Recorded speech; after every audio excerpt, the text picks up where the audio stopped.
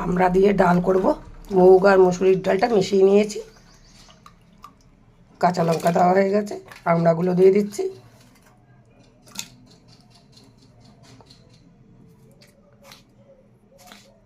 সেদ্ধ করার জন্য অল্প করে নুন, হলুদ গুঁড়ো একবারে দিয়েই বসিয়ে দেবো।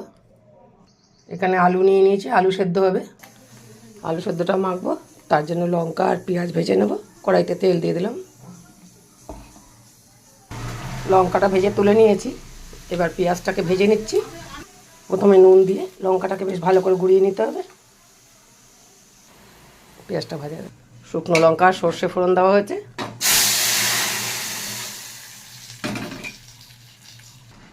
দিয়ে দিচ্ছি একটু মিষ্টি, টকের ডাল তো মিষ্টি দিতেই হবে। ডালটা নামিয়ে দিলাম। এখানে আছে পেঁয়াজ, টমেটো আর কাঁচা লঙ্কা। তো এগুলো সব আমি বেটে নিয়ে আসবো আদা রসুন দিয়ে। কটা কালো জিরে ফোড়ন দিয়ে দিচ্ছি।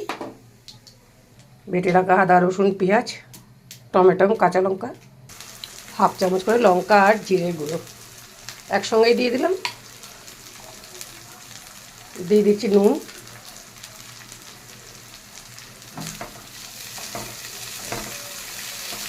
ভালো করে মশলাটাকে কষিয়ে নিতে হবে।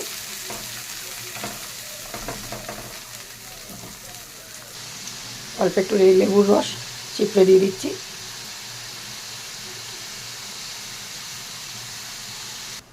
দিয়ে দিচ্ছি এবার মাছগুলো দিয়েও আমি কষিয়ে নেবো ভালো করে।